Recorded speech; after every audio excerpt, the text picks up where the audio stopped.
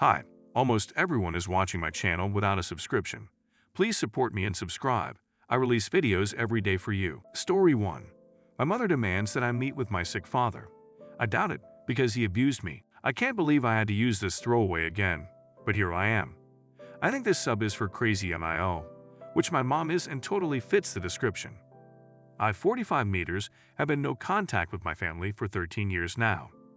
Basically because how they treated my wife, 53F. As you can see, my wife is 8 years older than I am. We met when I was 24 and she was 32. I didn't care about the age gap. I still love her. She is a wonderful woman, but it was heavily criticized by people around us. I cut off friends too for being disrespectful. But what hurt was how my parents treated us. My mom never approved our relationship. The first time I introduced my wife to my parents, my mom made a passive-aggressive comment like, "How many eggs do you have left?" I want grandchildren. I was furious. My mom was a very conservative Christian. She started spreading rumors that my wife is a witch, she is a devil. She has possessed me and going to take me away from her. My wife was surprisingly calm. She said she knew this was going to happen. I was furious. I told Mom unless she decides to be nice to her, I will not be in contact with her. She didn't stop. She called the priest and tried to do an exorcism on me. She made up stuff like my wife was promiscuous and slept with 300 men. I called her out on her bullshit. I know my wife is more sexually experienced than I am, obviously because she is older, but I know she didn't sleep with 300 men. She also claimed that she is after my money, which is again crazy because at that time my wife earned more than I did. She didn't even come to our wedding. Our lives went as usual. We had 3 kids. My mom called us to apologies. She cried and said she was wrong. She misses me and that she is willing to accept her, my wife. My wife encouraged me to talk to my mom more often. I did. It felt good to know my mom is finally on my side. My parents invited us to their house. My mom was thrilled to meet my wife and the kids. Everything was going great, but then we heard some ruckus in the bathroom. My wife was screaming at my dad. My mom was asking her to calm down, and it just started a very ugly screaming match. After they all calmed down, my wife said, my father cornered her and tried to kiss her. I was shocked. I know my wife wasn't lying. Because when we first met our parents, my dad would make some very awkward and inappropriate comments to my wife. Now I know why.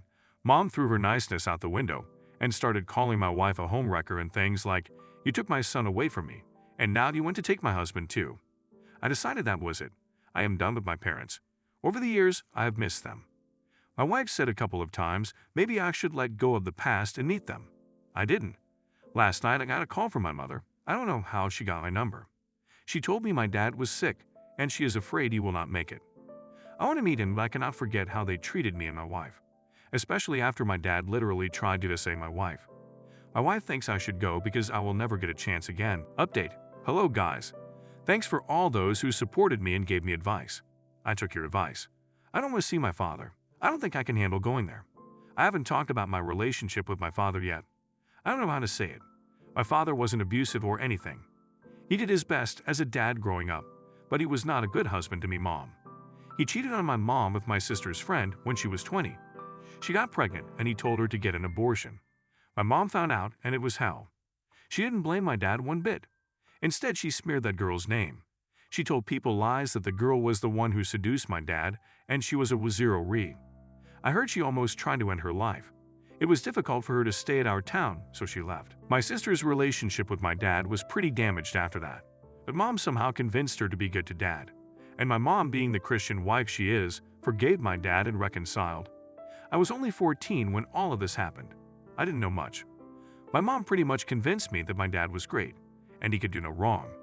But I would often see my dad flirting with the ladies at church. I don't know if he had any more affairs after that, but I won't be surprised. This pretty much had a negative effect on me. I don't see him as a good person as I grew up and understood the world around me. How can you be a good person after ruining someone's life? Like you guys said, I talked to my wife about it. She said that she knows I want to confront my dad about what he did and how sick I am of him. A part of me wanted answers. Why? Why was he like that? Why did he hurt me, his own son? I guess I'll never know. I expressed my thoughts about seeing my dad. I know I am weak. I cannot handle it. I fear it would be worse. My mom might try to blackmail me into staying with her. My wife suggested that if it was really that hard for me to confront them face to face, I could write them a letter. That's what I did. I will not go into details, but it was pretty much what I wrote in my previous post and in here. Some things like how his infidelity has affected both me and my sister. How can he be so heartless that he almost drove an innocent girl to suicide? How could he do that to my wife? How could he hurt his own son? I told him that I will never meet him, not even when he is on his deathbed. I do not want any relationship with them. They are my parents. They are supposed to support me, but they joined the mob of insulting me and my wife, just because my wife was older than I am. I will never forgive them. I cried after finishing my letter. Good thing my wife held me from breaking down. The next day I met my cousin. She is a good person. She is one of the few people who supported me. I gave her my letter and told her to give it to Mom. She said she will, and she understands why I do not want to meet her or Dad. That's about it. I came home to my family and cried a little more. My daughter asked if I was OK. I told her that I am. I think I should take some days off work. I don't know why, but I feel so emotionally drained. I think my mom will still try some other methods to talk to me in future. I don't know about my dad's situation yet. OP made a separate post prior to the above two posts discussing his relationship with his wife. Using a throwaway, I, at 45, met my wife 53 to 20 plus years ago. I was just a 24-year-old at that time. I met her at a bar where she was celebrating a promotion she got at work. She was 32 at that time. She's the most beautiful woman I have laid my eyes on. I worked up the courage to talk to her. We chatted and bonded really well. We exchanged numbers like the usual stuff. We went on a date and learned more about each other. She was pretty straightforward about what she wanted from a relationship. She made it clear that she is not interested in flings or FOBDs. I was impressed. I have dated women before, but none of them were so upfront. The first night I went to her house, I got to know her even more. She has a degree in microbiology. Her house was very neat and clean. She was not an insecure woman. The first time we had sex, it's pretty much safe to say she rocked my world. She was really expressive and asked me what I liked. She also has few tricks up her sleeves and showed me new moves to make her come. She was different from most women I have dated. She was passionate, experimental, and kinda kinky. The next morning, she made me breakfast and then made me lunch on my way to work. Before I left, she whispered in my ears, "See you soon, pretty boy." That still gives me goosebumps. From that moment, I knew she was the one. She has also told me that she wanted to get married and start a family as soon as possible. I didn't mind the idea. I had a really good job, a good income, a place to live, and I was looking for someone who is ready to settle. Girls around my age at that time wanted to wait till their late 20s to get married. But I was ready to get married and have my own children, and I found the perfect woman. We got married after a year of dating and then got pregnant with our daughter. Later we had 2 sons. My one is amazing to say the least. I feel like I can write at least 300 pages just only praising her. She is not just funny and smart, but also very kind. She has helped with my career and cares about my feelings and mental health. I don't think anyone has ever shown me this much love and empathy like my wife did. She was also very much secure and mature. Every time I was stuck with something, somehow this woman will solve it. She is also very nurturing and a good mother to our kids. I'm a 6 feet tall guy and a little large build. Even after 20 years of being together, I still melt like butter whenever she calls me pretty boy. But it wasn't always sunshine and rainbows. Our relationship was really criticized by a lot of people around me. People would often ask us, who wears the pants? Well, we both do, but my wife looks sexier in those pants, and it makes her butt pop. I have cut off some of my friends because they called my wife an old hag, a predator, and one even made rude comments about her lady parts. We have heard it all. Things like, "You will get over it. How will you have kids? She will grow old soon and you will miss out. There are plenty of hot young women out there. Why do you want an old candy?" They called me a poo dollar-y and other names, but those things only made our relationship stronger. My wife also faced a lot of backlash from my parents. My mom literally called her vile names like witch and spinster. She once called the priest to have an exorcism. My dad would often try to hit on my wife. Suffice to say, I cut them off. I don't care what people has to say. Even in my mid-40s, I am still horny over my wife. We both now match in our looks. We both have wrinkles and white hair, but she still rocks that look better than I do. I wish there wasn't so much stigma around a guy dating a woman much older than him. I would never do that my sons or daughter what my parents did to me. To this day, I don't find it emasculating that I am with a mature, confident woman. Story 2. My sister is infertile, and I'm glad. I, 28, have an older sister, Angela, 30, whom I have never liked. She always had to compete with me, but never in a normal sibling rivalry way. Our entire life, she always seemed resentful of my existence, as the spotlight couldn't perpetually shine on her, so she had to step on everything I enjoyed. Per se, if I learned piano, she had to learn piano. If I excelled at a subject, she suddenly became a scholar in it. If I told my mom I had a crush, Angela would be dating that boy in a week. I would always tell my parents when she did this, but I was disregarded, because sisters copy each other, and I can't gatekeep what she likes. She always monitored what activities I did, and the clothes I wore, so she could outdo me. If I wore a flannel, Angela would come to school wearing an all-flannel dress. It was 2010, and that was peak fashion in our school now. There was also more praise that followed Angela. Even if I took the initiative to begin the activity first, she was praised because she was better. My parents would miss work to attend her dance recitals, going to every single one because the world would stop if they missed it. However, I remember maybe 2 of mine they attended because they were stuck at work or were otherwise preoccupied. Angela reveled in this. She would make comments under her breath around our parents. Whenever our parents weren't around, she'd tell me how much she hated me and how I should stop trying because I would always come second to her. She also physically bullied me in school. Angela purposely tripped me, threw things at me, and hit me in the hallways on a nearly daily basis. The school had gotten involved multiple times, threatening Angela with suspension, and my parents fought it every time. My parents repeatedly told administration that this was a family matter and we were just bickering like normal sisters. She was never once reprimanded by either parent. Once Angela was caught impaling a cat on the school fence, and my parents still defended her, saying this was normal teenage behavior. I often was in trouble as Angela would start crying, saying how she was being targeted by the school when I had antagonized her. After one of these occasions, Angela cut and bruised herself to prove to Dad that I was the aggressor.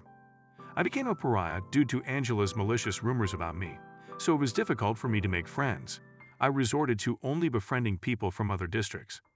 Angela eventually made sure I had nobody by stalking them, befriending them, telling all my friends lies about how I was favored by our parents, and I constantly bullied and belittled her. She even stole boyfriends of mine doing this, convincing them I was horribly mean and an awful person that copied her every move. Once she catfished me on MySpace for 4 months and baited me into sending her nudes, which she proceeded to send my parents and everyone in school, including teachers.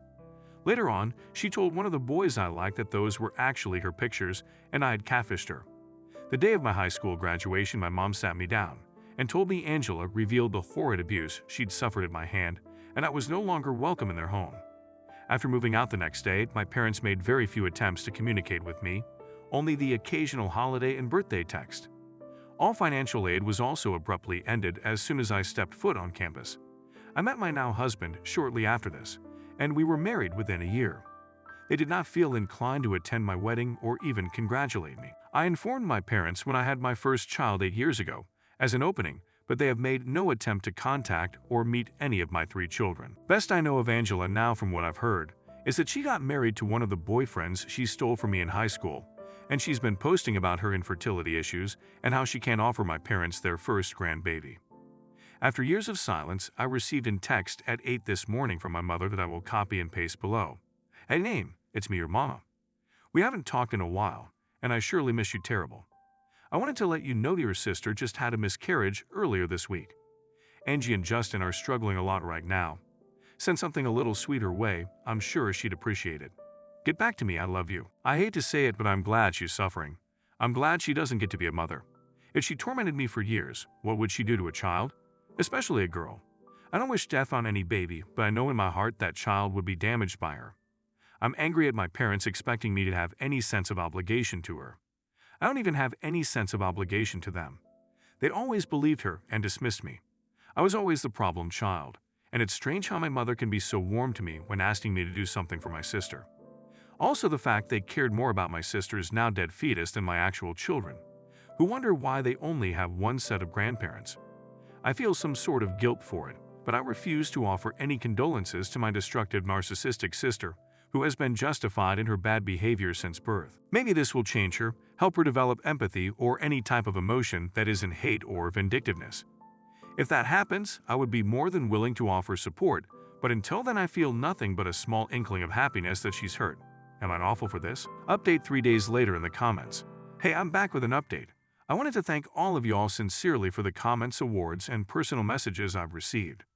I feel very emotional knowing that my account of my childhood is finally being believed and met with warmth and support. It's been hard for me to talk about as many believe I'm being disingenuous or overdramatic.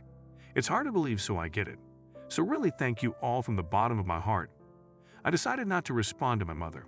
I blocked both of my parents and I thought it would end there. But when is it ever? Wednesday morning, my messenger was being flooded with texts from my parents' siblings. Most of the messages consisted of me being told I need to answer my mother's calls and how callous I was being. I proceeded to block all of them as well. My cousin heard this from her younger sister, who is subject to being around my parents and Angela for family dinners. My mother and her siblings all live within a couple blocks from each other and eat together most nights. I don't know if I can post the screenshot, so I'll type out the messages. Aunt Kathy equals my mom. I hope that makes this easier to understand. Angela kept calling up and abusive ingrate because she wouldn't talk to Aunt Kathy.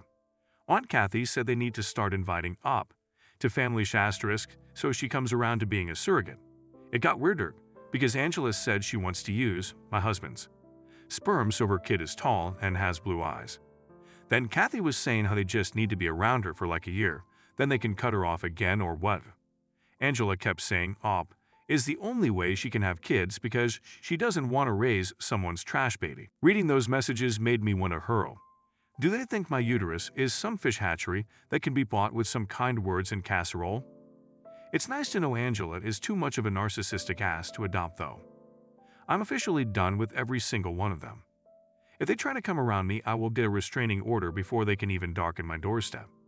Between the weak conspiracy they've come up with to try to use me like a baby bargain bin and the nasty words they continue to speak about me, I will no longer claim to have a family outside of the one I've created.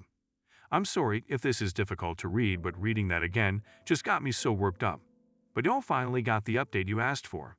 So that's the silver lining of this, I guess. Anyways, thank you guys again. Do not forget to subscribe and leave comments. Videos are released every day.